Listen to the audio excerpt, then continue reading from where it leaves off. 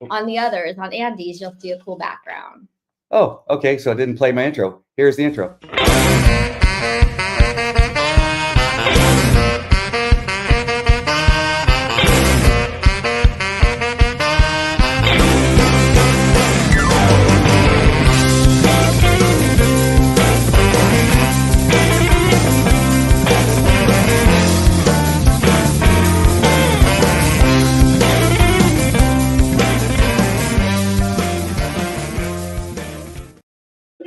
Hello, my friends. It's Andy Falco for the Andy Falco Show, coming to you live from Yorba Linda, California.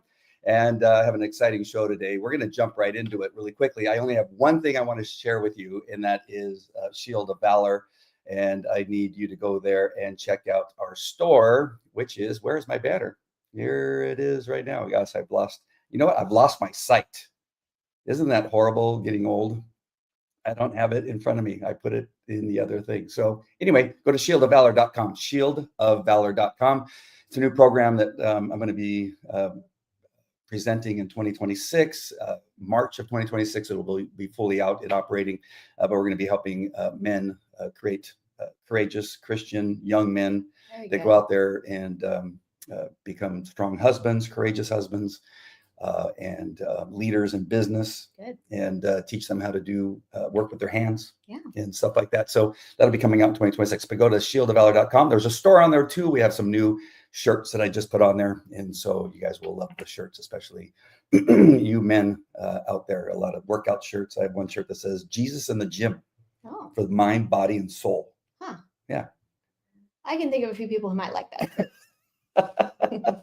Good. So go on there and get it. So Leandra Blades is my guest. How are you, Leandra? I'm good. How are you? Oh, good. How's your summer been? And what summer? Winter break. My winter break. My winter break has been good. Starting off perfectly. This might not just be vision. This could be something entirely different. No, winter break has been good. You know, one of my sons in the military is deployed right now, so he wasn't home. But we were able to talk with him and on Christmas and stuff, and he's doing well. My other two were home and got to, just visit a lot of family, a lot of downtime with this rain, I think too. It kind of, unless you have plans like go, snowboarding or skiing or something like that, it kind of limits you, but it's also nice too, because a lot of fireplace, a lot of movie watching, and a lot of games. I never was a big fan of games. Mm. And I'm really starting to win a lot, so I'm becoming a fan. So we did that on Christmas Eve too. Yeah, if you want to play some games, I'm willing to play now, because I seem to have gotten very good at some of these, especially strategy games. We played a couple games that they just kind of get out of hand, especially when you have to put answers. It's like, I forget the name of the game, but you play it on the TV through an iPad. Oh yeah. And it says, finish this sentence. Right. But teenage kids are, it's not good. I had to put a stop to it. Yeah. Go to a dice game or something like that. Yeah. All right. I found the graphic. It was in the wrong folder, but shieldofvalor.com right there. Another one I want to tell you about, the Resurrect Ministry. That's my wife and I's ministry. Make sure and go there. She has a lot going on right now. She's going to be traveling over the United States, speaking on the dangers of Islam and what's going on in our world right now. So you're going to want to pay attention. She's going to be happening now at Calvary Chapel, Chino Hills. In February. And she'll be promoting her book out there too. So just look for that. All right. So I got those promotions out of the way. So I want to get to one question first that's not necessarily related to the school board, but it is. And that has to do with our city council. And in particular, we got this woman by the name of Janice Lim, who has recently been a mayor, but she's back to just being city council member, as I understand it. Why does she say she's a conservative Republican, but yet everything she does is a liberal, progressive Democrat? What's going on with her? Well, I think if you want to be elected to office in Yorba Linda, then you need to say that you're conservative, and that you're Republican. But I will say, just the attacks that I've had to deal with within the past few months. And what I have found is, I will come on and I'll just come out. I'll go out on social media. I'll say it to your face. I've asked to meet several times with Janice Lim, and she refuses, just ignores, the request to meet, because I don't think she wants to be held accountable for the things that she's done. But she'll take coffee and she'll, go do lunch, and she'll try to, push propaganda and nonsense into these, with these people, from our city. and absolutely completely lie about what's going on in the school district, what all these things. I mean, I even too, when I was being endorsed in 2024, I had to sit down with Young Kim's campaign team and actually Kelly Ciarto, because she had gone and was trash talking me and just absolutely saying ludicrous things to these people and saying not to endorse me. So, I mean, so it's just like a constant thing with her. But I will say that what happened with this is she was actively campaigning for Misty Jansen, who, was lying once again in 2024 to the community like she did in 2020, saying she, was nonpartisan, didn't believe in critical race theory, boys and girls sports, all these things. And then what happens after the election? She loses again. And then she's out there with Sam Majovich and Pride at the Pier yelling and screaming about, how men should be in women's sports. Right. And then people, were calling me. Janice Lim was asking them not to vote. If they wouldn't vote for Misty Jansen, just don't vote for me. Don't vote at all. So I don't know how, how that really works. Is that a good thing for your elected officials to tell people don't vote? She's been running around lately. The latest thing is that she's been telling people that she supported the board majority's resolution. I brought a resolution forward to keep men out of women's sports. Right. And everyone knows a resolution is not law, not policy. It is simply saying that you're advocating for something and you're taking a stance. And so it's what we did in COVID against the mandatory vaccine and the mandatory mask. We did a resolution against this. And so even back in 2022, she called Sean Youngblood when we were fighting this. And she says, you need to take a step away from Leandra. She's dangerous to the district, and just do what Newsom says. And so first of all, if anybody, a Republican that said, just do what Newsom says. Wow. So she said that to him. So Sean called me and said, oh my gosh, what's going on? But she'd been doing this to Marilyn Anderson since, we were elected. She's basically been running Marilyn Anderson, which is why I think Marilyn has gotten in so much with the Democrat Party and the liberals and the teachers union. So the recent one that she's come out and said is that the reason we're deficit spending, which we actually are not deficit spending, but the reason that this is happening is because when I was board president, I just spent money like crazy. Yeah. So the $1 million for an innovation lab and apparently using developer fees to create USI was causing deficit spending, which everyone knows 98% of school districts in California are, in deficits or deficit spending simply because the low birth rate, unfunded pensions, the medical, all of these things that are happening in the state of California, education and paying, for this education, that's not any different. So she's been sitting down with people in the community, telling them I'm dangerous. I fired 28 people. And I'm sitting here going, okay, so if you're really in city council and you understand government, you should understand that one person cannot do all the things that she is accusing me of doing. Right. So in 2021, I knew I had a target on my back from her before she was even elected to anything. She was running around telling principals that I was destroying the district and I need to be voted out. In 2021, when I'm in a board minority. Right. So she's just, I think the thing is that she sat me down and she was trying to tell me, she asked me what my, what my goals and what my stuff was, when I got on the board. And I told her about middle school sports and all of these things. And she says, oh, whoa, you should let Sean handle the middle school sports. You should let Marilyn do this. And I said, no, these are my campaign promises. I'm going to handle this. And so she got very upset that I basically wouldn't let her run me. So I have, an unelected official, that's just trying to.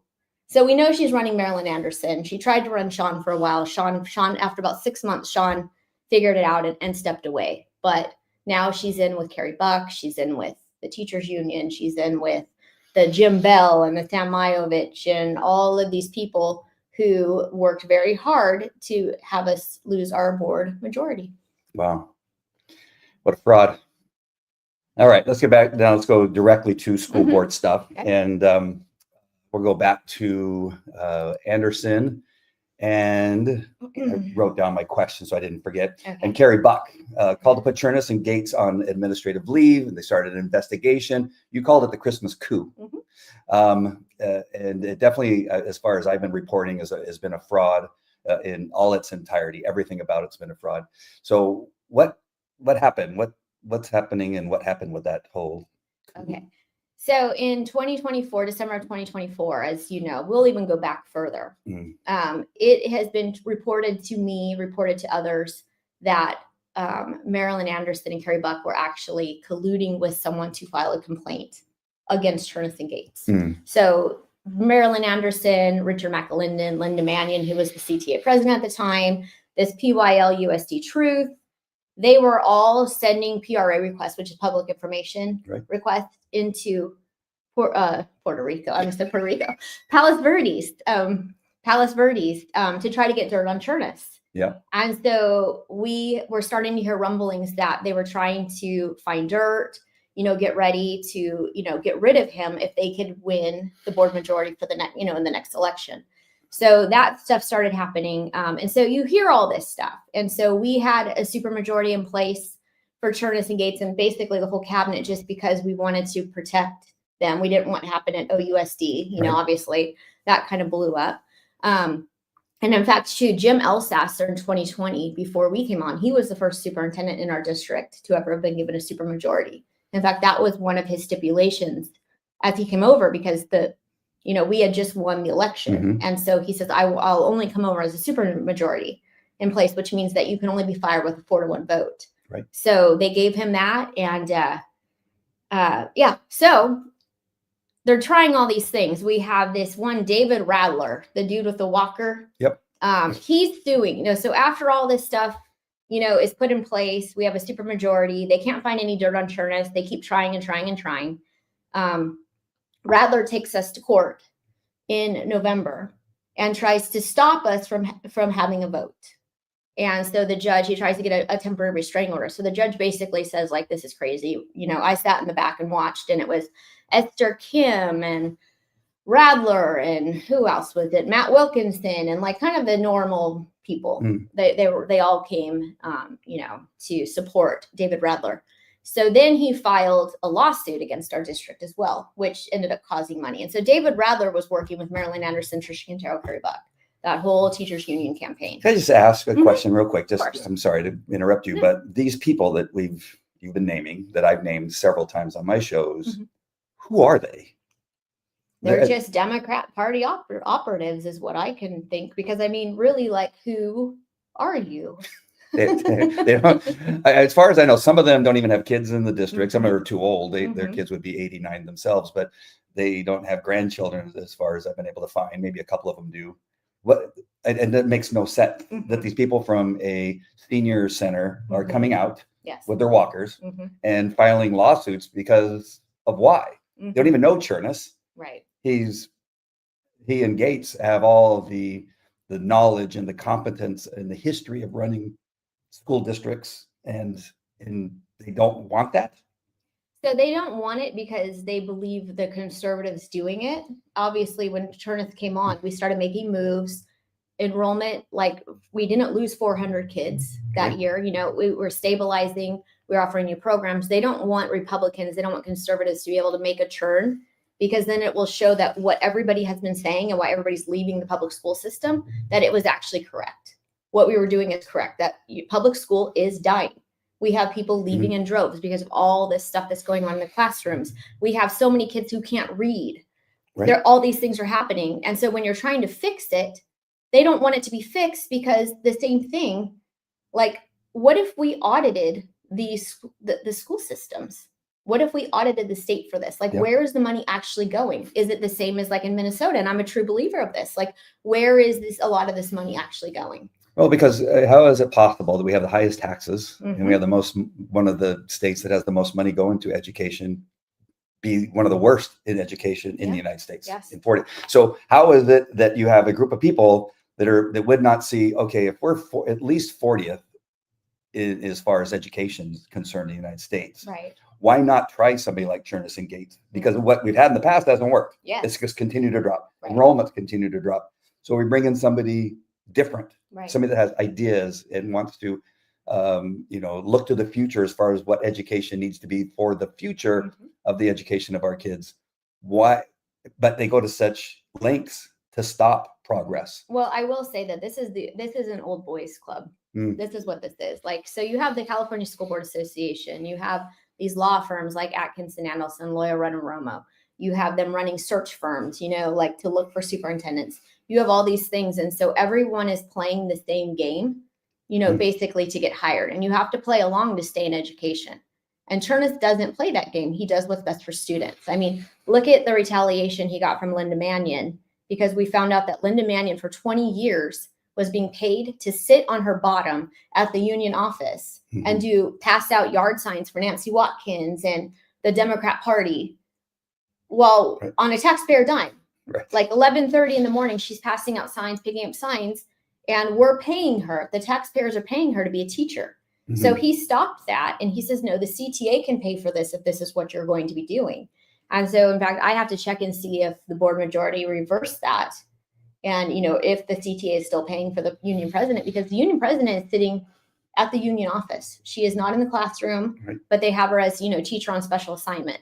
So that was one of the reasons, was he wasn't playing ball with the union. He was saying, I'm not going to waste, like, we're going to put this money towards students. Wow. So I know it's a strange concept. There was this guy by the name of Doug Kimberly. I'm not sure if you brought him up in your answer, but who was this guy? He said he was in the school board or in the board. So as we're kind of like going up into all this stuff, we have lawsuits. So like essentially the Marilyn, Anderson, Tricia, Quintero, Carrie Buck camp teachers union, they're trying everything they can to make it so they can just vote Cherniss out. They don't want a super majority in place because then you have a 4-1 vote. They just want to be able to just say you're out of here. And that was what they were bragging during the campaign. If we get the board majority, we're firing everybody, they're out.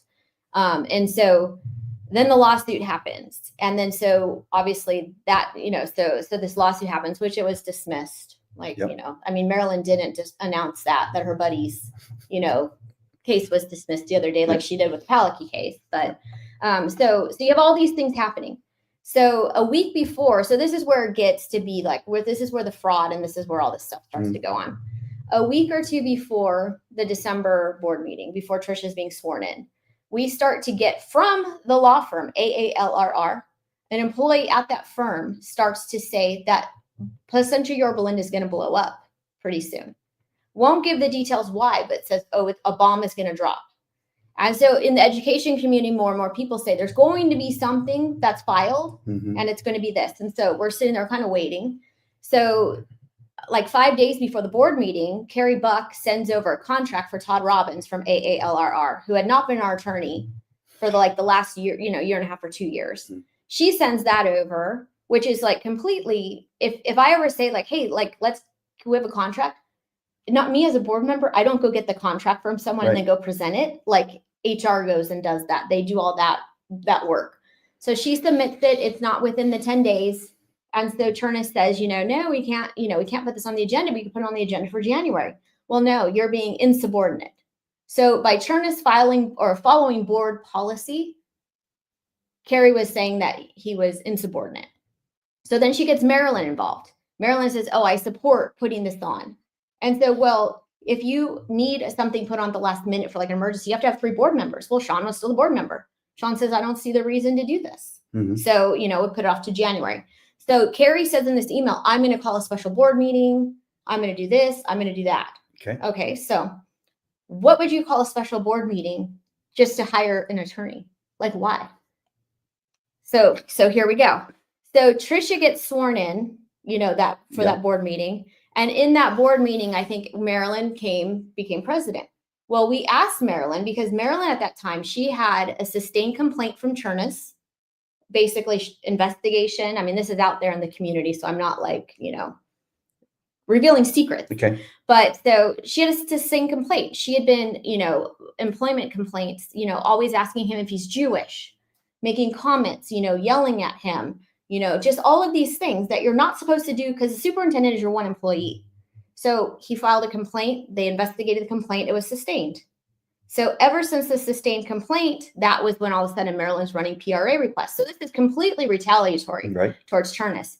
So we had asked because she wasn't allowed to go in and meet with Cherniss without an attorney or district personnel present. And so we said, well, how are you going to be a board president if you can't even meet with the superintendent one-on-one because you're harassing him? And so she lied, and she said she wasn't aware of anything with HR, which is a complete lie. And then later on in the thing, as you recall in her campaign, she had stated that Cherniss had diverted $1.9 million from the Valencia kitchen to USI. She said that in her campaign information. Right, she did. The Valencia kitchen wasn't approved for any type of thing until after the election was over. So how do you move funds from somewhere that doesn't exist yet? Right. So it's a complete lie. So when all of that came out and then she lied more, the next morning, he filed another complaint against her. So then here we go, right? So this is all December 18th. So December 18th, he files another complaint. So apparently at 4 p.m. the next day, Marilyn Anderson calls for a special board meeting, doesn't say why, but we find out that this bomb that dropped has now dropped, and an employee has filed a hostile work environment against Cherniss and Gates, and she's calling for a special board meeting for the next day. Okay. So This we is get crazy. so we get to the board meeting, and on the board meeting agenda was not only was it to change the law firm to Todd Robbins and AALRR, it was also basically to deal with all of these confidential documents that, all of these, I mean, this is all out there now. So it's kind of like way past this whole point. But so you have all this going on. So I remember, so if you recall, I sat there and said, we have X, Y, and Z. I did like a 5-minute rant about all of the injustice that was happening here, because she brought forward one, but she didn't bring forward all of the documents. And so I call it the tale of two claims. So her claim, first of all, let's go back. The claim that she brought forward did not go through the proper procedure. Was that the bomb? That was the bomb. Okay. So what happens is if you get something like a hostile work environment or some type of employee complaint, goes through HR, and then it goes over to the law firms. It goes over to Keenan. It goes over, it goes through the workers' comp. And then they look at it, they discuss it, and then they bring it back. So there was 2 complaints filed on December 18th. Why did one go the proper route? And why did the Cherniss and the Gates complaint not go through the proper procedure? Why not? So that's why I called it. They didn't want it to see the day of light. Well, they wanted to put them on leave. That was the whole thing, was to put them on leave. So I because of pending investigations. Well, that was the whole thing. You can't. It had to go through these procedures. So why is it one person, Gates and Cherniss, had a different set of circumstances, a different set of policy and procedures? And so another thing is Marilyn Anderson was running around with confidential complaints in her hand, which she is not allowed to do. Right. And so an attorney said that what she did, violating the policy, violating the procedure, like they said, we would never stand behind this. And then not only that too, they said what basically her running around with these confidential complaints, not going through the proper procedures, it was almost like her stealing paperwork from somebody's desk. Do we know what she was doing with them? Was she showing them to community members? It looks like she showed them to the superintendent secretary. We have no idea where these complaints, who saw the complaints. We have no idea. We have no idea what happened, but she was running around with them. So what I find out, so I didn't know this until the next day when, they go back there and they're not wanting to answer questions. They're not wanting to do any of these things. But, they're just, they have one goal. And so the next day, your questions aren't answered. Nothing's happening. It's just extremely, you have an attorney back there with you who has been our attorney for 2 minutes. Mm-hmm. And so did he have the claims on his iPad? I wonder. And that's another thing. That's a violation, because to give an attorney our confidential documents and our claims before you're actually hired on as an attorney, right, that's illegal. Yep. So you have all these things going on. And so we come out into open, and what we find is that there's a person named Doug Kimberly, who after Doug Kimberly left when Cherniss was coming to Placentia-Yorba as our superintendent, Doug Kimberly was the person who took his place as an interim in Palos Verdes. Mm-hmm. So we now have Doug Kimberly sitting in our boardroom telling the community that he is the next interim superintendent of PYLUSD. How are you sitting there telling people that you're the next interim? If no vote has been taken, we're still in closed session. You have no idea what's going on in closed session. And so people are sitting here always talking about Brown Act. When you want to talk about a Brown Act, you have a guy that's sitting, and I mean, he works for a superintendent search firm. He's sitting out there telling people, I'm the next interim superintendent. So my question would be is, what gave Marilyn Anderson any type of authority to go around looking for an interim superintendent? And within 24 hours, this is within 24 hours of calling for a special board meeting, unless this was a pre-planned ordeal. And so it's fraud on a district to collude with district employees to file complaints because you want to put them off on administrative leave. How much money is that? How much money did that cost us? Right. You have these investigations, which Todd Robbins chose an investigator who absolutely harasses and excoriates Republicans online. So you have your first conservative Republican Jewish superintendent, and you have your first Black deputy superintendent, and you find an investigator who absolutely hates conservative Republicans and is out there basically on social media talking about how much, what she really feels about these. And that's supposed to be your investigator. But even with all that, did they ever find anything to fire Cherniss or Gates over? Well, that's the whole thing. Like, we sat there forever. We sat there and sat there and sat there, and were charges filed? No. And so I think what happened too is Gates finally released it because they basically just said, hey, they're going to let you sit here until your contract runs out. Gates released that to the public, which caused a whole other stir. But you know what? Gates is, whatever Gates attorney, says to him, it's not whatever Todd Robbins tells Gates attorney, like whatever Gates attorney releases to him, like there's no attorney-client privilege between that. Mm-hmm. I mean, if you're trying to find another job, as you're going to go try and you're sitting here on admin leave, I would pull out an email that says, hey, basically nothing was sustained, but they're just going to leave you out on admin leave because it shows like, hey, this is what this board majority is just doing to me. Is it because I'm Black? What is it for? Like, I mean, you have to ask, why was Marilyn so concerned if Cherniss was Jewish? That was a question she was always asking. Right. Wasn't asking about kids. She was asking if Cherniss was Jewish. Right. So you have all these things going on. And then so the next day when I found out, I dug because they wouldn't answer. They don't answer questions when I asked it. So I always have to go dig. So the next day I was on the phone with attorneys. I was on the phone digging about certain things. And I found that all of this was a violation of policy, violation of procedure. And it really did affect the vote because of the lack of information. You just have this, board member who can't read and who can't, speak very well. True. You have her coming out there and withholding information from the board is what I absolutely believe happened.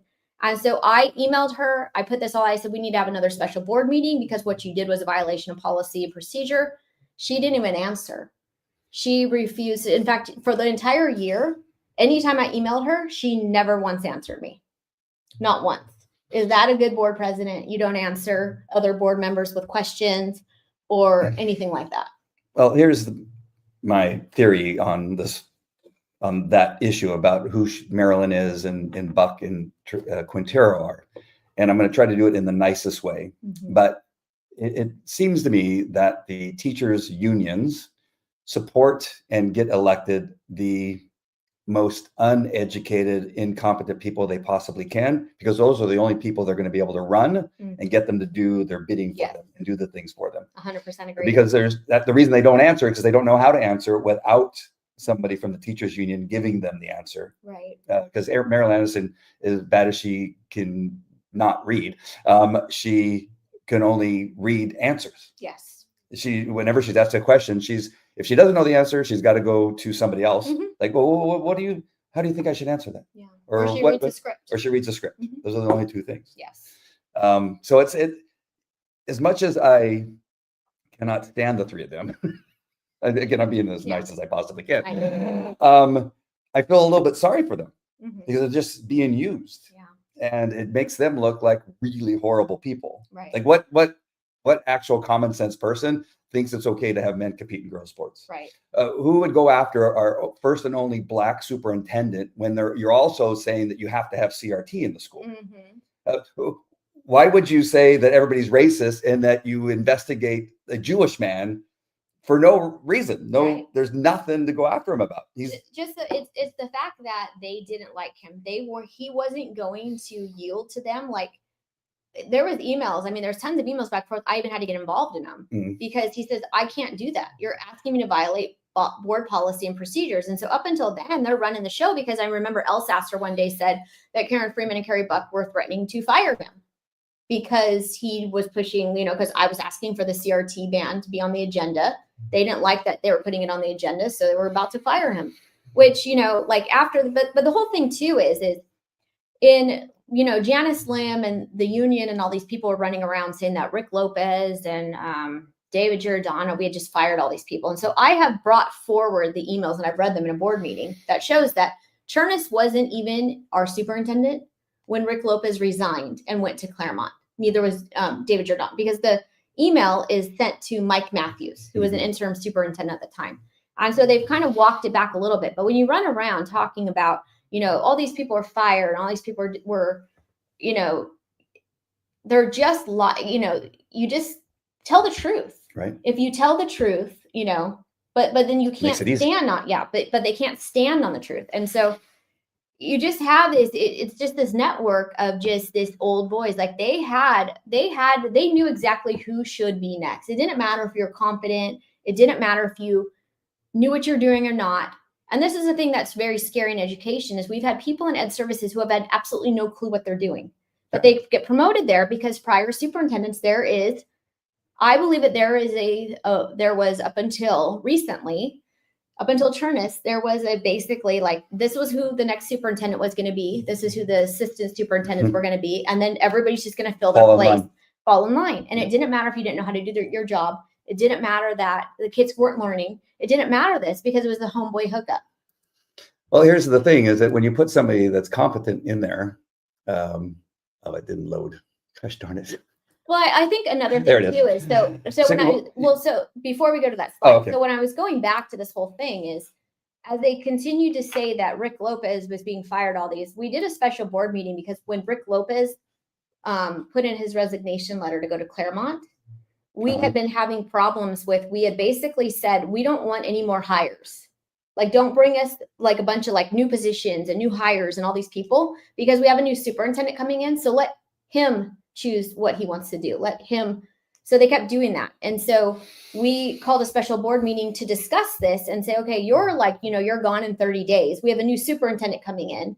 And so we need to not be going this way, hooking up your friends with jobs and stuff before you're out the door. We need to basically just like have somebody there that's going to hold firm. So when we did that, I didn't have, or it was Sean at the time that was board president. Sean hadn't called people and asked anybody to be an interim superintendent because he didn't know how the vote was going to go. He didn't know what was going to happen.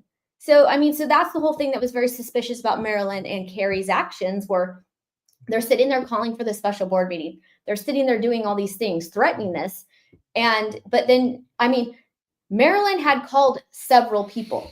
So you're telling me that you've called 6, 7, 8 people in 24 hours to try to be an interim superintendent. I don't buy it. And I think if this gets investigated, you pull their phone records, and their phone records will reveal everything.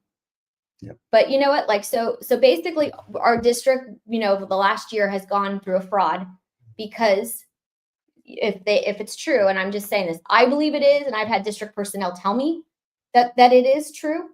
And so I believe that they colluded with a complainant. And I believe this was the biggest setup.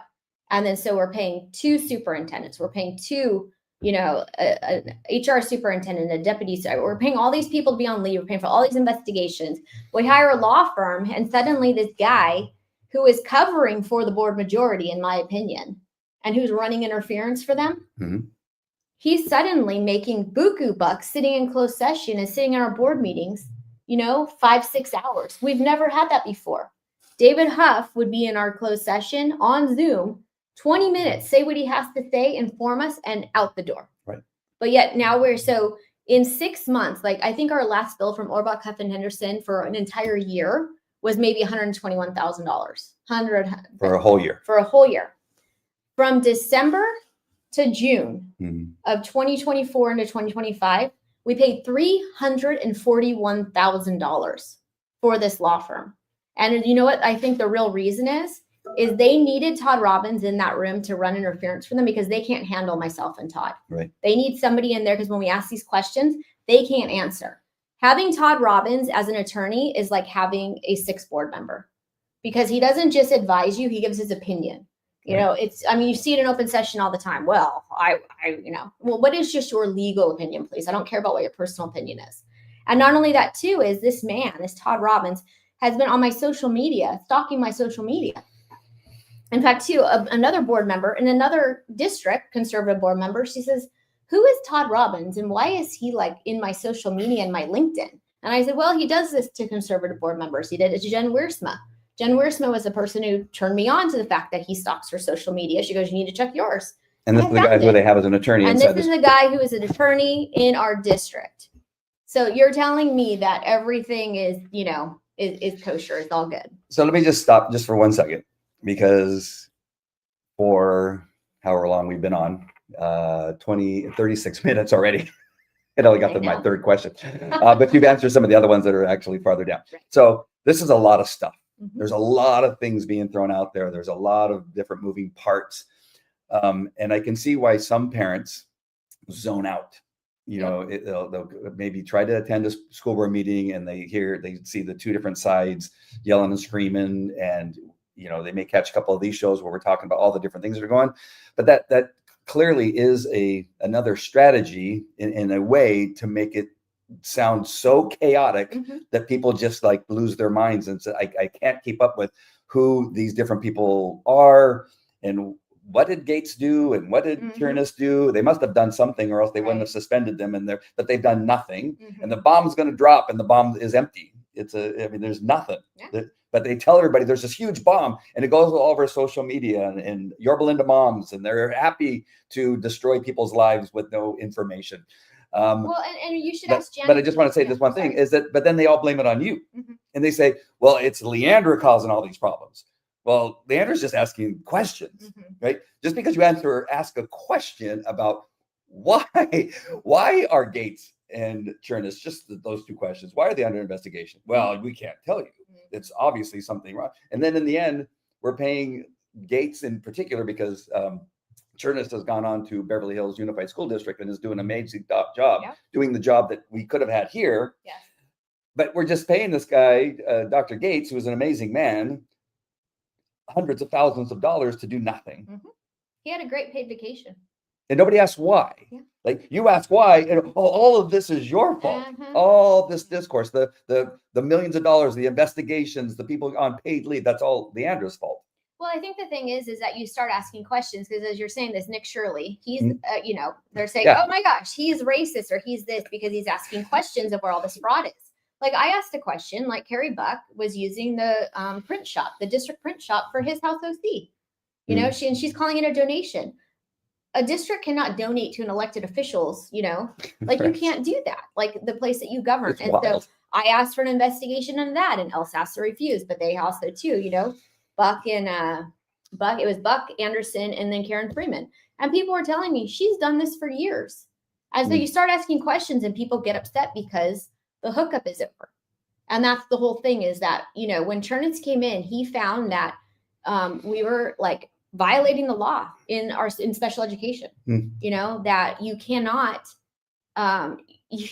you cannot expel or suspend kids based on, like if you have ADHD and you keep jumping up in the classroom or talking out of turn or, tapping, you can't suspend somebody because that's part of your disability.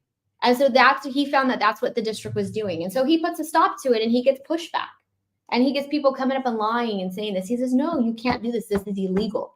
And in fact, another district, because that was kind of the thing that districts were doing. You can't go in and tell a parent, in a thing, you can't say your kid will be expelled if you don't transfer schools, which was what they were doing to people. That's totally against the law. You cannot do this. Like you cannot tell a kid you will be expelled if you do not transfer schools. Like you can't do that. And that's the type of stuff that was happening. And he said no. So you have all these people who are doing this And you have, principals are blowing the whistle on the people who are doing this type of stuff. So he comes in and fixes it. So we're within the law. But because the old boys club, well, this is how we've always done it. So that's part of the thing is he was doing this. And so the teachers union, they didn't like him because he didn't want to meet with them all the time. They had this like standing weekly meeting and, all these, going to coffee shops. Like I think Rick Lopez went to coffee once or twice a week with the union, so you have all these things where, the teachers union's running it. And so he just wasn't interested in that. So that's where we just have, you just have all kinds of this stuff going on. And then, so obviously Renee Gray was put in as the interim superintendent during the Christmas coup. And the same thing happened to her. They were telling her what to do. They were trying to they were down at the district. Marilyn was hobbling around the district office like every day, just harassing people. Like as a board member, like what happens in the board? And this is the thing I don't think people actually understand. What happens in the board meeting, that is the only authority you have. I can't go down to the district office. I can't go onto school sites and start telling people what to do. The only authority I have is in the boardroom when we actually make the vote. And so you had Marilyn, you had Carrie, you had them all of a sudden the next day after they let, put Cherniss and Gates off a leave, Marilyn texted me, please come to this thing so it stands in solidarity. I was like, what are you talking about? Like you're that delusional to think that we're okay with what you're doing. And she's in these admin meetings and they're doing all these things that board members should not be doing. And so Renee Gray gets put in as the interim and then they're in there trying to run her. And she's saying, whoa, like, because she was using a different law firm and they wanted her to only use Todd Robbins. And so they would demand that she use Todd Robbins. She says, but I don't feel comfortable. Like I need to have somebody that's like, I feel like is in the middle. Like, you know what I mean? That doesn't have like all of these things happening and isn't stalking board member social media. An attorney that's doing attorney work. Exactly. What's the law say? Whether it's civil law, criminal law, whatever it is, what does that say and how do we fit into that?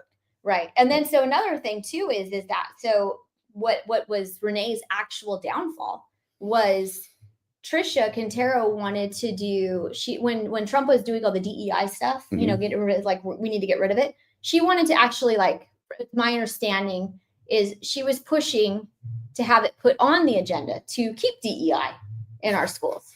And so once again, it was within the 4 or 5 days. And so Renee says, I can't do that. It can go on the next agenda. And so, so then what happened? Special board meeting a few days later, and she's out and this Mussolino clown is in. So Todd and me and Todd were about to go to a CIF basketball game for Todd's daughter. And suddenly we're called into a special board meeting and, you had Buck and you had Anderson. They were interviewing people for positions. Like they were doing stuff that board members are not supposed to be doing. They're doing these interviews. They're calling people for, to be the assistant superintendent of HR and then just bringing them forward. And then, then we have this Mussolino interview and you're sitting there going, who the heck is this? Well, he was Nancy Watkins' buddy, far left progressive who works at Cal State Fullerton. And so he was, so he gets put in. Obviously, I was a dissenting vote. Todd wasn't even there. And why? Because Renee followed policy and procedure.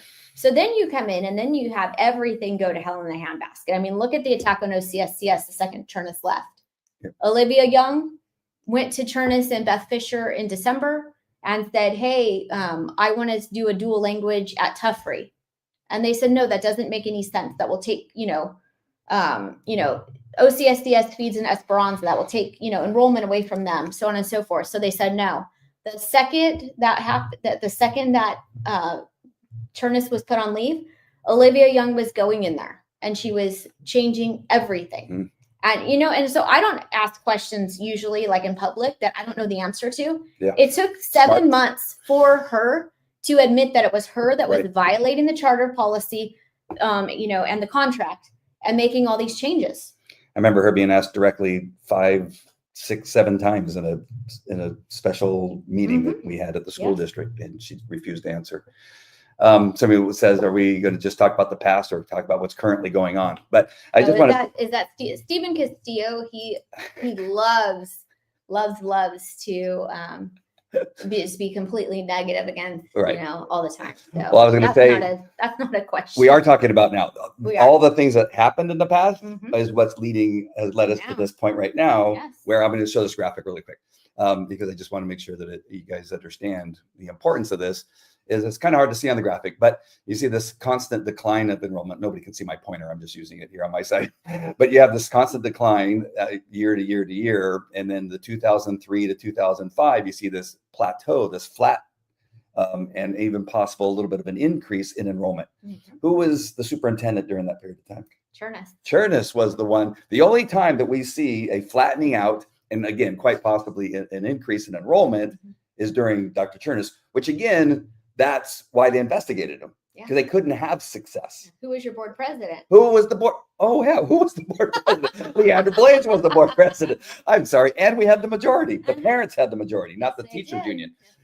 When you have people in place that are doing competent and real things, do real work, you can see positive change when that happens. And the teachers unions cannot have that because it exposes them. Right. And exposes what it is we're talking about, which is current. All this chaos, all this nonsense is some of it planned. Yes. Some of it is because of their incompetence. It gets worse. Like they lie to cover up the lie. Yes. And then as you cover up that lie, then they have to do something else to misdirect people's attention onto something else. Right. Like, oh, but it's Leandra Blades' fault because you asked, why are we spending hundreds of thousands of dollars for investigations on nothing? And why are we paying people to be on leave? And why are we hiring other superintendents to take the place of the people that are on leave, which is costing us another tens of thousands, hundreds of thousands of dollars. And it ends up being millions of dollars in the end. If you really were to look at it. Why does Leandra Blades not want the Democrat Party and district school board members to use district resources for, for their own gain? Like why? Like, why would I not want that? When you look at all these things, I mean, just everything. You have to take it all into one bag. I know there's separate budgets for different things, but if you really look at the hundreds of thousands and again, I say into the millions of dollars in all of these different things and the mismanagement, and then you're wondering, well, why can't we educate the kids? Why are they not reading and writing properly? At least at the grade level that they're supposed to be at. Why are we spending all this money on this and not really doing what needs to be done for these kids? So I will say that there's a person in Tricia Quintero's camp, this activist, her name, Democrat Party, I don't recall her name, but she went up there and she said that I took a private jet up to Sacramento. I guess Southwest is a private jet. But so I went up there. And so when I was up there, we were up at Cisco because Cisco, had some, I guess they had been in some other school district where Cherniss had been. And so they were interested in the Cisco Academy, the AI stuff, OCSDS, the implementation. Like besides Garner and Holt, there was a lot of people who were interested in coming alongside and really like helping that school to grow. And so I will say that the Democrat Party, the Teachers Union, Yorba Linda Moms, throwing so much shade in this PYLUSD page, throwing so much shade at OCSDS and all the plans that they had, just talking about this $1 million we had to pay for this innovation lab. That's like what we had to pay. I mean, $1 million towards kids, and you're spending millions of dollars towards absolute just nonsense. And so we put that in. Enrollment shoots up. Bernardo enrollment was 550. I think OCSCS when they opened was at 750. So 200 kids is quite a $3 million. So nobody really quite get this right. Oh, they're spending $1 million on an innovation lab.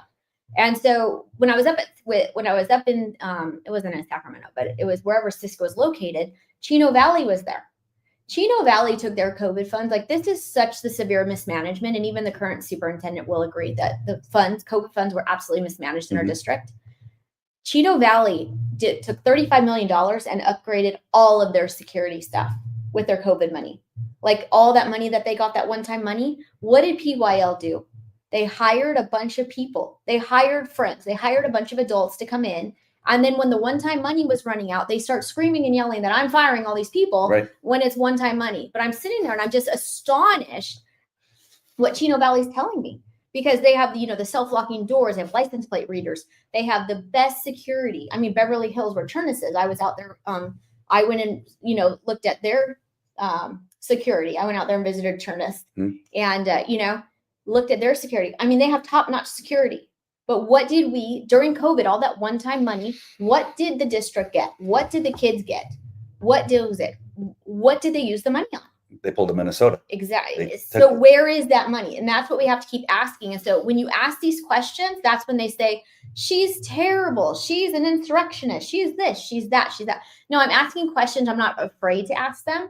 I'm not afraid to ask them to your face. I'm not afraid to ask them out loud. I'm not afraid to ask them, whatever. I mean, remember even too, we had Todd Robbins, if you'll remember before closed session that one time, I'm asking him questions because he had no guidance towards the board and he was hiring investigators for things that the board hadn't even given him guidance on. I have a text message to prove it. So when I call him out, he basically looks to Marilyn and says, just go to closed session, go to closed session. So I don't have to answer these questions. It's because this is what they did. AALRR has been our attorney since 1980. And so nobody asked these questions. And don't get me wrong, AALR has some good attorneys.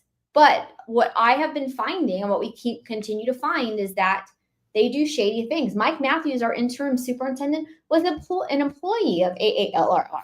So when the board majority switched and we were trying to move to Orbuck, Huff, and Henderson, and he was impeding us in every way because that was his baby. He was going back there when he was done being our interim superintendent.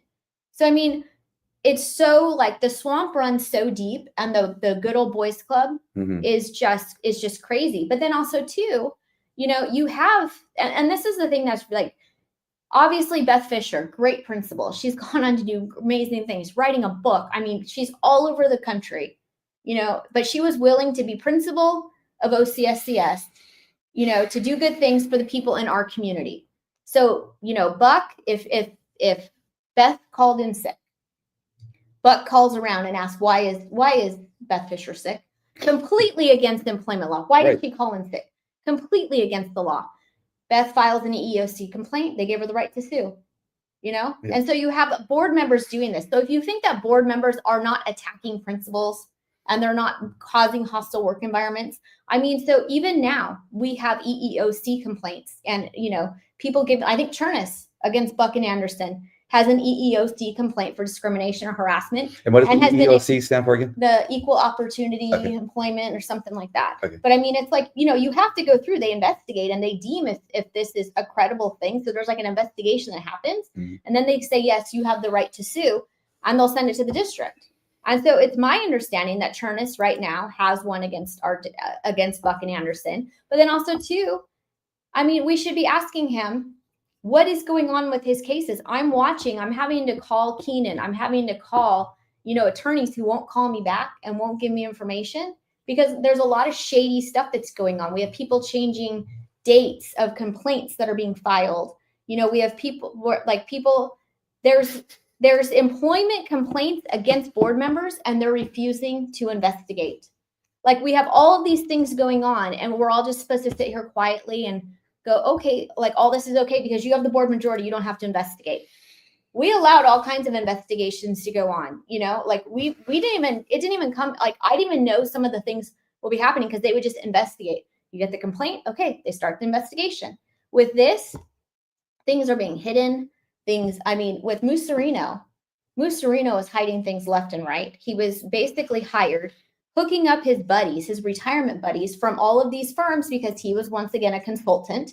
He goes around and I feel very sorry for any district that he goes and, talks with or consults with.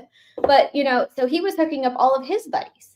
And then I went. It's just a money grab. This whole thing is a money grab. The whole thing was a money grab. I mean, how do you hire as an interim principal at El Dorado? How do you hire a retired superintendent that you're friends with? The interim principal at Esperanza was another retired person that he was friends with. Was that after they harassed Loan? That was after they harassed Loan. And that was the thing. With Mussolino, they came in and he just did whatever this board majority said, whether it violated policy or not. When I asked to put the resolution for men and women's sports, he went and he told me that all three board members didn't want it on the agenda. So he wasn't going to put it on the agenda, which is an absolute Brown Act violation. I turned it into the DA. The DA said, yes, it was a Brown Act violation, but because I was so vocal about it and they put it on the next board agenda, it was determined to be cured. But I mean, so you have him stopping, and the reason he wanted to put on the agenda was it was too political. It could affect his business. His business. Yeah, and that's the thing. The superintendent, the and that's the thing about this is that the superintendent is not supposed to be part of the voting thing. He's supposed to take direction from the board. So it doesn't matter. I could put 50 things on the agenda, and nothing I'm putting on the agenda should affect his business. Right. It should only affect myself as a board member. If he was actually a true superintendent consultant, that would have been his response.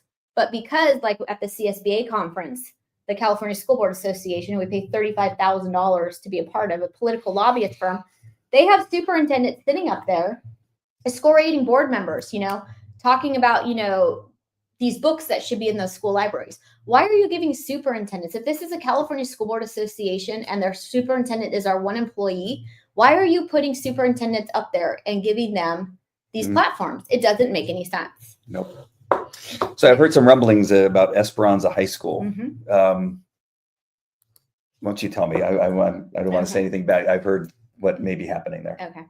Well, so what was really appalling, and I've been appalled. I've been appalled for like a year. I've been appalled for 5 years. I've been appalled, but I've been very appalled for a long time. And so with Loanne, I always butcher her last name. So Loanne, I'm so sorry. But Saruksa, it's so bad. I just call her Loanne. She was hired, and she was, very, very good in curriculum and instruction. And obviously we have declining enrollment at Esperanza. And so the job for her was to come in and, get kids up to speed, reading and writing, help boost the programs, things like that. And so she took a huge backlash from the teachers union and the teachers at Esperanza. Because she was doing a good job. Yeah. Okay. And so it was a hard year for her. But what had happened was under Musarino came to her and basically said that there was district personnel who were harassing her. And I think even a couple board members, but district personnel confirmed that they were harassing her. And he said to her, well, you should have expected this. You came over and were hired by Cherniss. And so that was where I absolutely am sickened by Buck, Anderson, and Quintero. Because if you're using Musarino, if you're using district employees to harass a principal that you don't like, maybe because this principal may have known something about your personal life that you don't want out there, like for personal reasons, you just don't like this person. Musarino is the superintendent of schools, or he was. He is supposed to protect the employees. But he basically went to Loanne and said, yeah, you're being harassed and you're being discriminated against. And, you should have known when you came here, when you took this job, too bad. So there was no protection. There was nothing for the district personnel who were actually doing this. And so I called him on that. And he says, yeah, I told her that, because I was shocked. I was like, there's no way. I mean, I believe Loanne, but I was like, there was no way. And I called him and I asked him, and he says, yes, I absolutely said that. So then the question is like, if you don't have a superintendent who's going to protect employees from personnel who are absolutely harassing and violating the law, like this is who Buck, Quintero, and Anderson brought in. And then the interim principal at the time, before we have Kelly there, he told the teachers, you don't have to honor the district curriculum. You can teach whatever you want, because I'll be gone and you'll probably be done by the time the lawsuit gets filed and is through the court. So these are the type of people that were brought in for this last year.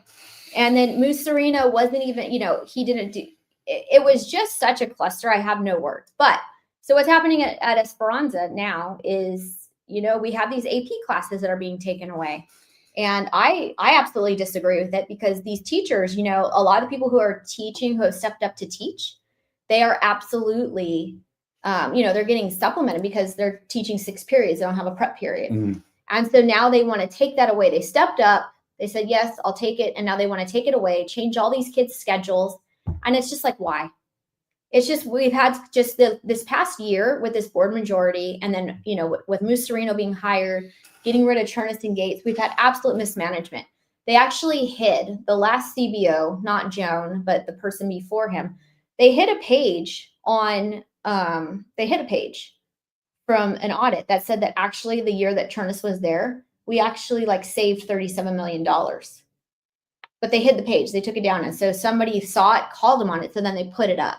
So all of this stuff that was going on, they were just There was so much district personnel trying to sabotage people, and then Musarino and all these people were allowing it to happen. And so you can't have a superintendent who's just there to do 3 board members bidding. Right. Like this is exactly what he was, because I don't believe for a second that he was doing, his job. You'd ask him of something. He put in at Esperanza, he put in, what is it called? It's a position we have at El Dorado, but we don't need it at Esperanza. But it was just another admin position. So as you're taking French 1, pay one of the French. Yeah, as you're taking French 1 away and you're taking all these things away from the kids, you're boosting admin when you're sitting there complaining of declining enrollment. And so it's really sickening me, because I actually am starting to think that this is the play that this board majority is making. Like, we were trying to boost Esperanza, and obviously like help enrollment, but everything that's been done in the past year by diverting the dual language program from OCSDS and moving it to TEFRI, and they're really only promoting TEFRI as the dual language. By promoting all this stuff and doing this, it really is pulling away from Esperanza, and I truly believe they're trying to shut Esperanza down, which is sad. Well, they've been having success in everything they've been doing in the negative success. They were able to do it with OCSCS and now Esperanza. Speaking of just the mismanagement of money and all the stuff that was going on, you have this, you brought it up earlier, and then you have this kitchen at Valencia High School that started off, I think I heard, the first time I heard it was $2.something million. Right. And I go, what kind of refurbish? I mean, I was like going, how is this possible? The kitchen at Esperanza High School in Placentia, California, how could it cost that much money? It just seems like a lot. And then I hear a little bit later on, I see something where it's going to cost like $3.6 million. And then I'm just going, what? This is ridiculous. So I do a PRA and send it through, and I get everything except for what I asked for, which is pretty normal. Because I really want to go, I need to see the bids and the itemized expense of what's going to cost, each portion of the rebuilding of this kitchen. I got none of that. Right. But I did see an email from Dr. Cherniss that said that, hey, it was to Carrie Buck, and he says, hey, the expense of that kitchen should not be this. He goes, I have a bid for $1.6 million. Right. To me, it seems still very expensive, but it's not anything that was going on. I just recently saw that it's now predicted to cost something like $6.3 million. 6.7, I think. Okay. And I think too, and that's the whole thing, is you have to start looking at the contracts. Right. Who do they do? Are they going out? Have you seen a bid yet? Because I see a bunch of emails in my PRA from you asking for the bids. Yeah, I'm asking for the bids. They've never shown me a bid. They've never been transparent about anything. But that was the whole thing, is remember with USI, they kept saying how, we put out the bidding process. Yep. I haven't seen a bidding process be put out for the kitchen, but also too is they use the same people over and over and over again. They're friends. Yeah. That's what I think. I mean, if you're not going to tell me who the bids are, if you're putting it out there or not, and you just keep calling the same people over and over again, are we actually getting a good bid? Is this project going forward? Yeah, going forward. 6 points. I mean, I think Marilyn was pushing this. I think she went to Valencia. She lives across the street from Valencia. And so she was really pushing this, but a lot of the people, Sam Majovich, Nancy Watkins, all these people were teachers over there, Jim Bell, and so I think they really are pushing Valencia. It's what I've seen from the district is that Yorba Linda seems to be totally ignored, and it's Kramer and Valencia that they really, really push. Well, fix the kitchen, but it's not good. It doesn't need that. $6.3 and I also asked too, I said, if we don't do this huge project and do what they need to do, why don't we just have food brought in? Yeah. There's a ton of things that you can do, in and out. To avoid, I mean, because a lot of it is just a lot of waste. And, I know when my son was at Yorba Linda High School and Esperanza, they said the food was terrible. So why don't we just bring stuff in and so I asked them to look into some type of other things so we can save money. And they never got back to me. They never did it. Wow. So. All right, let's talk about men and girls sports. Yes. So we got Buck, Anderson, Quintero love having men in these sports. They love being on the camera. They love being security for the mom of one of the transgender boys that I don't know what you call it, transgender boy or transgender girl. I don't even know. I don't know. Who's now, I think he's number 1 in the nation in some sport in track, in one of the sports in track. What is going on with, is this still a thing? Yeah. I mean, really, it seems like this should be 2024, but it's carried on to 2025, and now here we are, 2026. It's still a thing. There's still. And in fact, Newsom just put in that youth sports, if a boy wants to go play on girls' teams. And so what I think too is, and that's the whole thing that kind of bothers me, is I have Janice Lim running around saying that, you know, like she's a conservative and she's a Republican, but she's promoting and she's supporting people who are hardcore leftists who want men and women's sports. And this resolution, you know, it wasn't policy or procedures, to saying we support this. And, you know, they all voted. I mean, Carrie was wearing a transgender pride flag during the vote. And then Marilyn says, I'm, you know, for the sake of kindness. Like, what in the world is kind about letting a man steal a place, you know, or take a position away from a female? It doesn't make any sense. But yeah, so during this time, and during the time of this vote, he was coming to the Yorba Linda High School track meet. And so I showed up because we were doing like a little press conference about it and trying to make people aware this is happening. This is not just rumors. This is happening. Mm-hmm. And also, too, taking a stand for these girls who are speaking up. You know, they called me. They said, will you come and will you speak? Will you support us? And I said, absolutely, I will. So I did that. And so when I actually went into the venue, I, you know, walked over there and I saw Marilyn and Carrie in the Yorba Linda High School tent by the back gate. And I was like, what are they doing over there?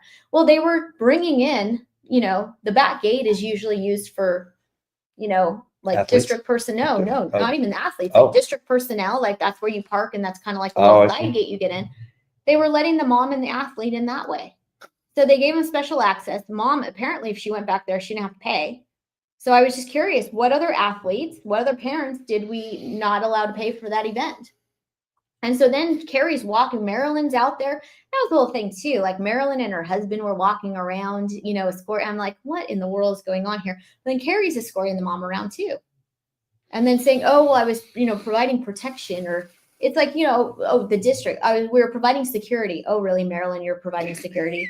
And then so like even Carrie, like so to make these, those were the first statements. They were providing security. And then it was just kind of like, hey.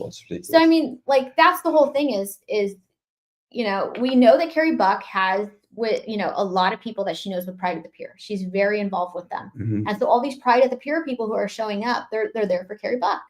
So, you know, and I just don't understand. I don't understand how you're going to go and you're going to take such a, like, I mean, I took a stance for the girls. I took a stance, but I didn't get anybody's parents in free. I didn't provide security for these athletes who were speaking out, you know, in the same manner. Yeah. But she's running around with this mom, you know, of this athlete and giving them all kinds of special treatment and escorting them around. Like, it's one of the craziest topics and things that I just have not ever been able to wrap I've been really trying to understand. Yeah. Why? I mean, both you and I were police officers. If we saw a woman getting spiked in the head with a ball by a man, we would arrest him. Mm-hmm. He'd go to jail for 243E1 or 245. Mm-hmm. and so I don't understand why you would allow that in a school. Like as a school board member, you're saying, you know, it's okay if a man spikes a ball in a volleyball game to the heads of other girls. I have no problem with that. Right. Well, I think too. So I think a lot of this is political because Josh Newman, Carrie's come out and supported Josh Newman for state superintendent, mm-hmm. Which I'm supporting Sonia Shaw, by the way. But fantastic. But Josh Newman also awarded his house OC $2.5 million, which was Carrie's firm. Carrie had left. But so, you know, Lot 318 is getting a ton of money from Josh Newman. You know, these are programs that, you know, technically are done, you know, through our district and stuff. And so I think that if you follow the money trail, like his house OC gets $2.5 million from Josh Newman, and Josh Newman is endorsed by Carrie Buck. I mean, and I think that this happened either at the time or as Carrie was on her way out. But you know what? Like, you don't see anybody giving me a bunch of money. I'm not running around with $2.5 million. No, I give you what's in my pocket. I'll buy you a cup of coffee. How many charter schools are attempting to get into our district currently? Oh my gosh. So this whole scuttlebutt before when we were there that, we were going to allow for all the charter schools. I think the thing is I'm very pro charter, especially now, like having to sit with these board members who, we try to do a flag policy because we have, I just got a complaint from OCSCS parents that one of the teachers has a transgender pride flag on her desk, things like that. They're like, how is this appropriate? And all I have to say is, hey, you need to file a complaint, a religious complaint with, the superintendent if you want to do this. But we could have stopped this because I brought forward a flag policy that says all you can fly is the American flag and the state of California flag. Like you don't need to fly Black Lives Matter. You don't need to fly gender stuff. Just, just stick to keep the politics out of the classroom. And so, so here, what was the question? How many charter schools are in the? So, so we're doing this. And so when you have public schools who are pushing this type of agenda, like we just had the teacher over at El Dorado who, during Constitution Week, she was passing out stuff, how to avoid law enforcement and ICE. Yeah. Candy Bremer. Yes. Yeah. You have all these people doing these things and there's a little flyer she was handing you. Yes. So you have all these people doing this and you wonder, why are people walking away from public education? And so that was with OCSCS, when you had a principal that was standing there and saying, this will be an excellent education. It's going to be different than the traditional system, but we're trying to give you guys what you are seeking. The same with the Universal Sports Institute. I mean, how do you demonize a sports institute when Orange Unified thinks we had such a good idea that they're trying to implement one next year? And so you have the union just demonizing things and just pushing this out. And, too, Janice Lim was pushing out things. She was telling people that teachers are terrified to come to work under me. Oh, okay. There's all these things. You have all this fear mongering. And then so we lose almost 500 students, which is over $6 million since the time that Quintero, Buck, and Anderson came in up until that summer. Like, we weren't losing kids like that, when Cherniss was there and we had the board majority, but they come in. And so that was the whole push for this, is to give them what our people want, to have people come into our district because we're giving what they want. They have a board majority who says, stop the nonsense. We're just going to educate. So then when you turn around and the flags are flying and you have, all of these things being discussed, and you have an interim superintendent who's saying, yeah, you can teach this. Like, I mean, from what I've understood is people have been going to Mussolino and saying, I want to teach this because it doesn't align with the district curriculum. And he says, okay. So when you have these things happening and you lose all these students, and then these board members go, why is everyone leaving? It's like, oh my gosh, like, you can't be that dumb. Right. You got principals being harassed and they go, of course you are. Too bad. And then, then what was it? The El Dorado principal, after all of this stuff is happening, Esperanza de Loan, right? And basically Mussolino is giving it a go. Like, we're going to allow this to happen, because basically you got hired by Cherniss and you should have known better. El Dorado principal flees, and everyone goes, oh my gosh, what's happened? Why? Well, why do you think the Quintero, Buck, and Anderson hired an interim superintendent who allowed employees and personnel to be harassed? All right, I only got a couple more. You were talking about teachers a minute ago, and that you talked to some of them. How do the teachers, I don't know if this is pretty broad, but how do the teachers in the district treat you? What's it like? I will.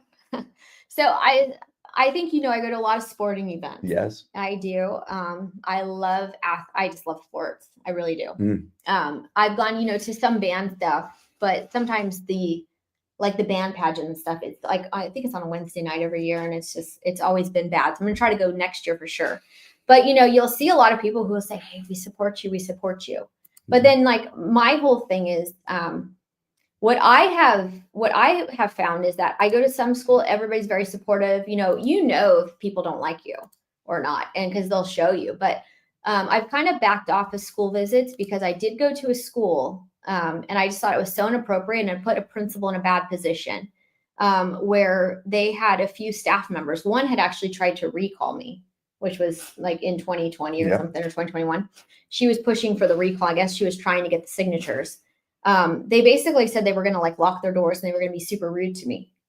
And so people in the, other teachers and employees found out what they were doing. So they went to the principal, and the principal had to basically say, you can't act this way.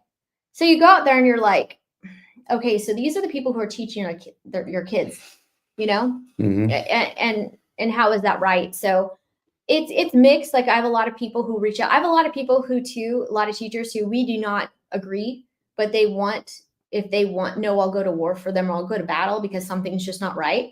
They'll reach out to me. They'll never say they reached out to me, right? But they will, which is good, which is fine because I understand. Like, I mean, I tried to meet with people in the teachers union, like some of the APLA reps, and I would have a meeting like lined up with them. And then Linda Mannion would say, do not meet with her. Do not talk with her. And so that was one of the things is that she was able to just keep going with this narrative, how evil and terrible I am, and push all this stuff like that I'm racist and I'm homophobic. But when people actually talk to me, they go, okay, that's not what her thoughts are. That's not what she actually believes. Because Linda Mannion would go to these, and Linda Mannion, they would go to these like luncheons, and then they would just say, oh, the conservatives are going to take away your raises. They're going to do this. You're going to have to, do X, Y, and Z. You're going to have to do all these things. Didn't they get a raise when you were president? They got so many raises when we were. It's like, so it's not even factual. Right. But if you scare people, it's just the same as like what happens with COVID and what happens with all these. Minnesota, you're racist because you notice that it's the tamales. And people, people get scared. And so if you scare people, you can get people to do things that normally they wouldn't do. One of the most common attacks that I get, and you've gotten when you bring up the teachers union, is that, well, see, they hate teachers. The teachers union is an organization that is a Democrat PAC. Yes. It is a money laundering organization to put money into the Democratic Party. Yes. It is not these teachers that we see in our classrooms. That's right. They pay them. They pay the dues. Yeah. And they have no idea where their dues go. They have no idea where their dues go. But just because we're bringing up the corruption and the nonsense of the teachers union, it doesn't mean we hate teachers. Exactly. We have a few teachers that have done some really crazy things. Yes. You got the I brought her up earlier, who's teaching that Abraham Lincoln is racist, and he had nothing to do with the abolishment of slavery. Zero, according to her. Right. You had another one who was teaching kids how to anally masturbate using a vibrator that you could buy at Target, and she was telling them where they could get it. This is all crazy stuff. So we have a few of those teachers. We have many teachers that are fantastic. Yes. I actually am friends with quite a few teachers, and some of them have been the teachers of my kids at El Dorado and other schools, and in OCSCS. And so we have amazing teachers. The problem is they're not given the tools and the resources to actually educate our kids. Right. And so the only reason I'm bringing this up is because I get the same thing. I get teachers stopping me at Target, Stater Brothers, Costco, and say, hey, I love what you're doing. Keep it up. I can't say any of these things. Right. I'm not going to speak up because I'll get harassed. Right. Linda Mannion is one of them that they just say, oh, she'll make sure that my life is miserable. Yep. Or other people that are involved in the teachers unions, they'll come after them. Yep. And they're so afraid. They continue to pay the dues, and they're afraid to even speak out, and they are at a loss as what they can do. Right. But yet, this is the problem. And so we need parents to speak up. We need parents to really take a stand, and really, you can PRA yourself. If there's something you're interested in, send in a PRA, ask questions, go to the school board meetings, and just be involved in what's happening in our schools. The problem is that so many parents stay silent.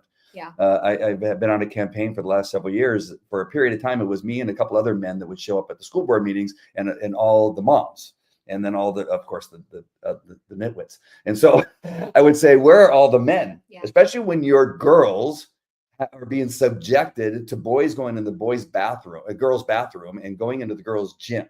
Yeah. And it's being allowed to happen, and they're competing against them in sports. Where are the fathers saying, I'm not allowing my daughter to be in the restroom while a man is standing next to her peeing. Right. Like, I don't understand why this is being allowed, and why we don't see enough men at the school board meetings really arguing against it. We've seen an increase, so I'm happy about the guys that have been showing up. But I don't know why every father who has a girl in the district isn't at the school board meetings at this point. Right. I don't understand. This has to change this year. 2026 has to be a change for bringing change at PYLUSD. PYLUSD, in my opinion, is going to be short-lived if this is allowed to continue. If Buck gets re-elected, and this three board members are still in control, which is the teachers union in control. Again, listen to me when I'm telling you, they are so incompetent and so ill-equipped mentally that they are being run by the school the teachers unions. Yep. And they take all their cues, all their scripts are written by the teachers union. They have no idea what they're doing. They don't know how to run a business. They've never been involved in running business. They don't know how to spend money. They don't know how to save money. They know how to do nothing. And I'm not exaggerating. You guys really have to go there. All the chaos being created isn't just because Leandra's asking questions. She's not even getting emails. Correct me if I'm wrong. Carrie Buck or Marilyn, they don't even return emails. You ask a question, they don't even send you an email back. I've asked questions. I've asked all these things, and Marilyn won't reply. So it's not Leandra causing these problems. She's just asking the questions and say, why are we spending money on this? Why are we suspending a Black superintendent and yet voting for CRT at the same time and DEI policies? It makes no sense. He is the best. He's the second best superintendent we've ever had at this school. Yeah, after Cherniss. He was great. And I think too, the thing is you don't go and you don't do a lot of great things and have, some of the best, like I think Gates had the highest performing like high school when he was principal, wherever. They were like the highest performer in the state. So you don't just go there and all of a sudden you come to PYLUSD and you're just a piece because you're not, because you're not in the old boys club. And that's the whole thing is, and I know people are really starting to see that the California School Board Association, all of these superintendent search firms, all of these, like Doug Kimberly was supposed to be our next interim superintendent. He's in a superintendent search firm. Mike Matthews was supposed to be an interim superintendent, or was an interim superintendent. He was from our own law firm, which is probably a 1090 violation. There's a guy who claims to be a U.S. history teacher. He didn't know that our country was a constitutional republic. Yes. He didn't know that. Yeah. So so you have all these. So you have all these things. I mean, look at Mussolino. Yeah. Mussolino's in with the old boys club. He's got this consulting firm. I mean, so if you're not in the club, then you're out. And so they'll try to destroy you. Like they have tried to destroy Cherniss. They've tried to destroy Gates because they won't go along with the program. They won't. They won't go along with what the teachers union is if it's not going to be good for kids. Right. They're just not going to do it. And so, another thing too that I think people aren't thinking about is that when we lost 400 to 500 students after this last election from December of 2024 till the present, and you lose over $6 million, that's where your teachers go to. If you don't have kids, there's no more, like before you were able to lose enrollment. And because this one-time money, they kept hiring their buddies, they kept hiring staff. And that one-time money runs out and they go, oh my gosh, this is the conservatives firing people.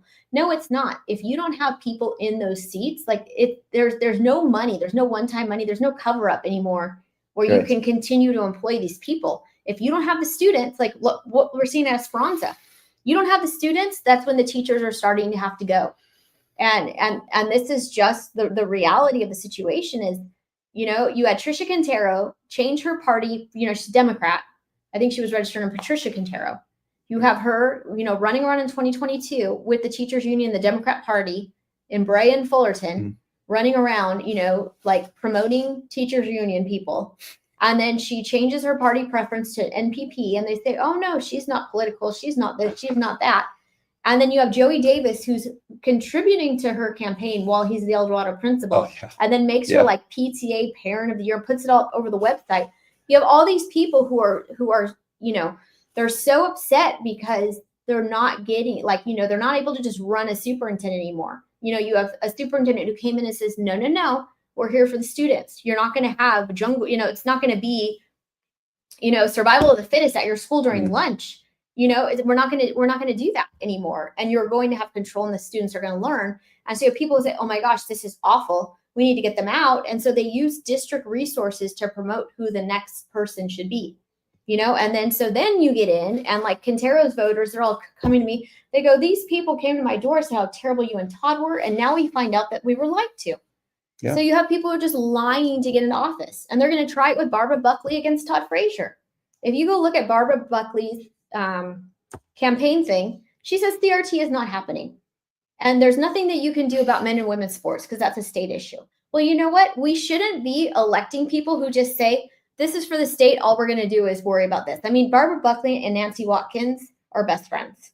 So that should tell you something. You should look at Nancy Watkins' podcast. Watkins. So, I mean, so you have all these things that are happening. And I think people don't realize. But I mean, if you look at it, sometimes you look at school board, you look at city council. People seem like they're very, very into city council. City council's budget is nowhere near our budget. I think their budget's 80 million. We're like at 340 million. We cover something like 5 cities. Yeah. Right? Yeah. We cover 5 cities, but then also too, we employ so many people. The city doesn't employ nearly half of it. And so you really need to get involved and know who's on your school board, like who is pushing these things in the classroom, because these are kids.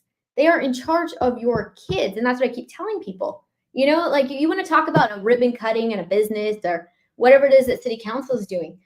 These people are in charge of your kids. Whoever is running for school board, you guys really need to know what they're going to bring in, because Janice Lim can say whatever, but you know what? The reason I go hard after Janice Lim is because the lies she was telling the community, the things that she was saying, and the lies she continues to tell the community, that is affecting everybody's kids. It affected our district because we have, you know, the board majority changed and everybody fled. Yep.